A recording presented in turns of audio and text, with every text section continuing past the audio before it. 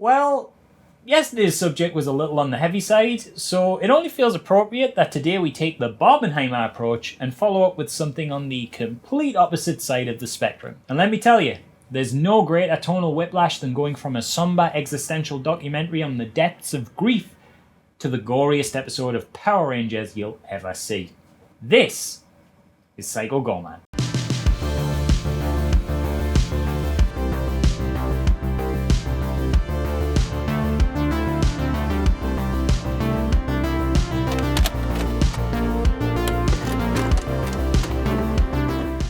Psycho Goreman is a weird movie.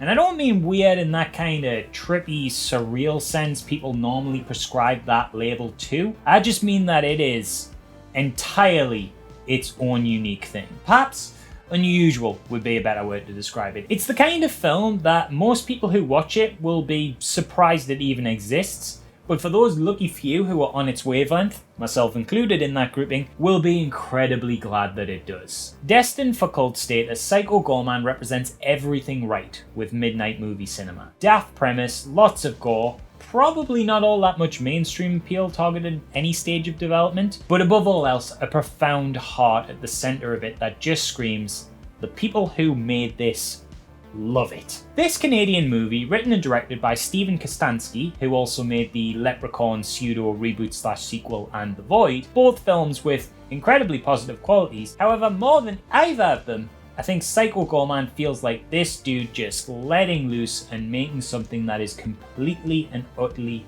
for him in the best possible way. It feels like pure creative freedom given to a talented dude and his passionate team and then just running hog wild with it. It's rare you get a film with this much clear independent spirit emanating from it. These people wanted to make this strange thing for weirdos who want to see heavy practical effect, wet puppet slapstick gore, and that's exactly what they did. Even the name screams a kind of delighted, silly glee that feels like everyone involved was giggling maniacally the whole production with a kind of I can't believe people are letting us do this mentality. So the plot of Psycho Goreman is that two siblings, the destructively chaotic and over-the-top Mimi and her far tamer brother Luke, find a glowing purple gem buried in their backyard. Turns out when they remove the gem from its resting place, this awakens a violent, merciless and incredibly awesome looking evil alien monster who calls himself the Archduke of Nightmares. Once again risen from his prison, the Archduke emerges from the hole they dug and immediately kills some thieves in a factory he wanders off to, in particularly gory fashion, with an almost Mortal Kombat fatality level murder, tearing both of their heads off along with their spines. He also puts a third thief in a levitating prison of eternal torture just for funsies, to show the kind of malice and evil intent this guy has, as well as the power he wields. When the two siblings find this monster the next day, he immediately attempts to kill Luke, only to surprisingly listen to Mimi when she demands he put him down. Turns out that glowing purple gem the siblings found and which Mimi currently has on her person actually has a magical level of command over him, meaning he is totally subservient to anyone who wields it, a fact that Mimi is absolutely delighted by, and she dubs her new bestie Psycho Goreman. And that's the basic premise and setup. It's like one of those special friend kids movies where a child meets a new buddy who's got some crazy fun gimmick to them. Maybe they're an alien or a genie or a robot, you know, something like E.T. or Iron Giant, or to be honest, something more in line with this movie's tone would be one of the cheesier, goofier entries like a Kazam or Dunstan Checks In. These movies were a dime a dozen in the 80s and 90s, often made to incredibly varying levels of quality. And it's more the kitschy Disney Channel movie vibe that Psycho Goreman is really rolling into here. The key difference, of course, is that with all these kid-friendly films, no matter what potentially dangerous thing the kids in the movie would befriend, be them wild animal, alien invader, otherworldly mythic figure, or military weapon, they were all just big cuddly besties at the end of the day. Whereas Psycho Goreman is essentially an unrelenting and unapologetic superpowered space fascist the whole film's runtime who only wants to murder and destroy everything and everyone completely indiscriminately, despite how much Mimi either ignores or enables his murderous behaviour and insists he is a big softie. That's it.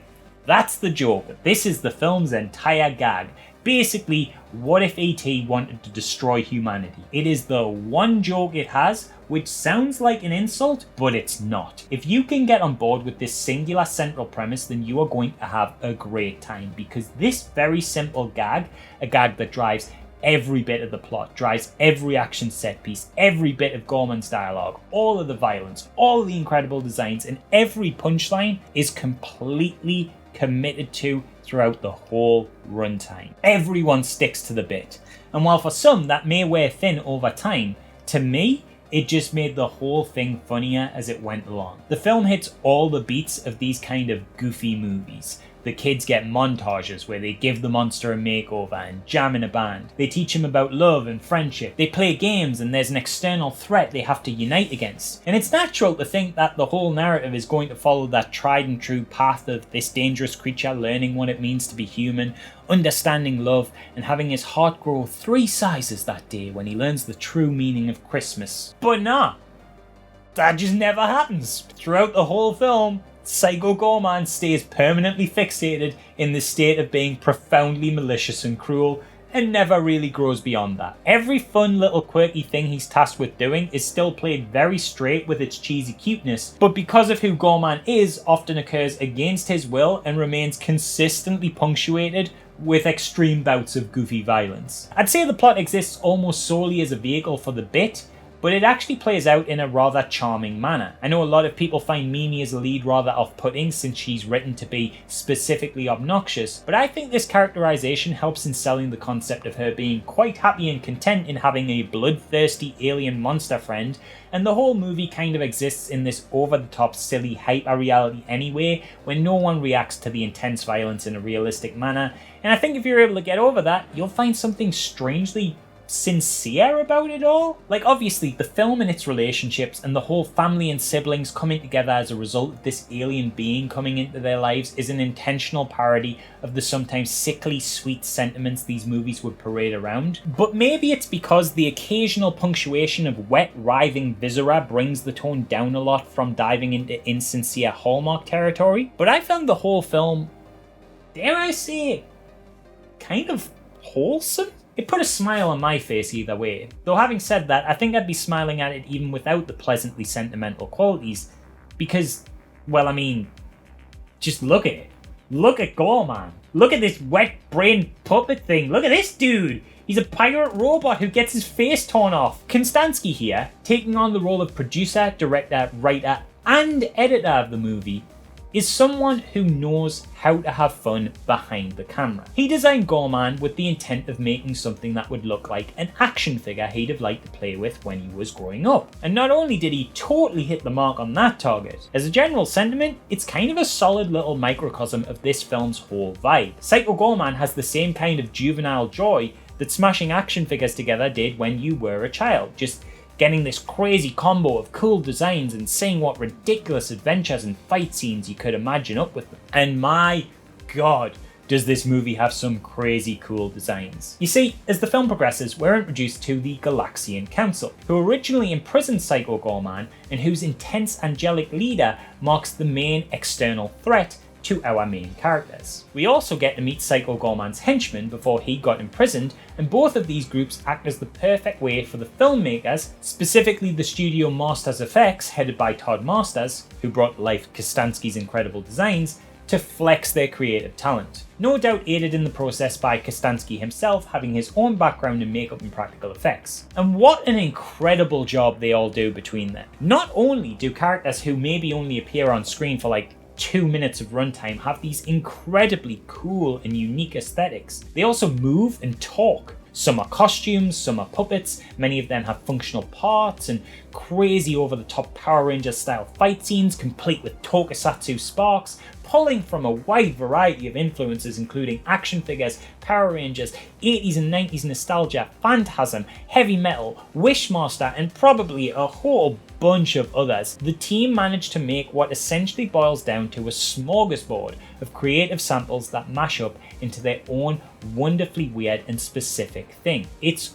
unbelievable, incredible work. So much so, even the raw behind the scenes footage prior to editing looks fantastic. Just seeing these fully realized fantastical things wander around the set like a kid fueled up on 80s and 90s nostalgia manifested into existence their own Disneyland full of mascots they created in their own head. It's exactly this kind of level of commitment to such a silly concept that elevates this movie far beyond being a one-note joke. This could have easily been a Sharknado-style film where a silly concept gets a feature treatment with wonky CGI and makes enough of a splash on curiosity watchers alone, but everyone on this really seems to give a shit.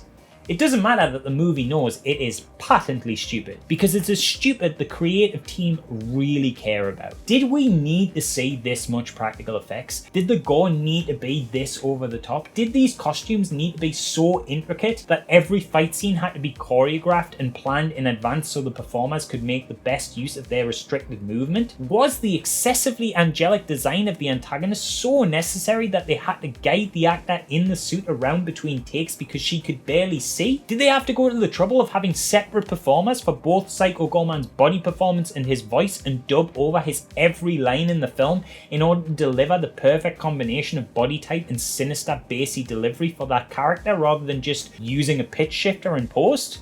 Probably not. No. But it's the fact that they did. They went the extra mile on all of this insanity. And it's that kind of clear excitement and passion for what they are working on that can't help but bleed through into the film. So yeah, just watch Psycho Goreman. It's not going to be everybody's thing, but I'm guessing if you're the kind of person who watches a skeleton on the internet talk incessantly about horror movies, it might just be yours. And even if it isn't your bag, you'll at least hopefully get something out of the joy of just seeing someone wholly and completely realize a clear creative vision. Psycho Goreman is as crazy fun as its title sounds. It is a ridiculous genre mashup made by people who clearly love every genre they're mashing up. A sci-fi, fantasy, horror, kids movie concoction that's as energetically entertaining as the over-the-top heavy metal and goofy rap song that soundtracks it. It's hilarious, it's dumb, it's violent, and it's probably the most fun instant cult classic to come out in recent years. Check it out. And once again, that's all I have time for today. So just a quick reminder for everyone that this month's Wholesome Halloween is being carried out in aid of Trans Lifeline.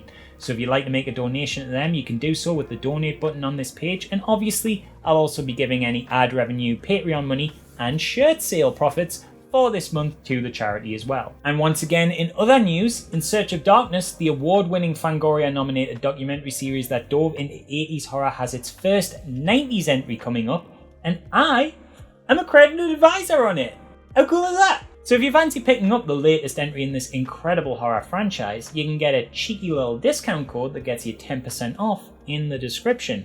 And if you buy through this code, not only will you get a sweet ass doc on an underexplored period of horror, you'll also be supporting yours truly. Once again, just for full clarity, this is not connected to this month's charity efforts. We don't want to get that muddled at all. Other than that, you know the drill. Like, comment, and subscribe to my Only Dans at the red button below. Hit the bell so you don't miss anything. And there's a bunch of links and stuff in the description for my Patreon, the In Search of Darkness 1994 page, maybe Face of Horror voting if I'm still in it. It'd be super cool if you guys used your free daily votes to help me out on that one. Make of all that lovely stuff what you will, and I will see you again tomorrow.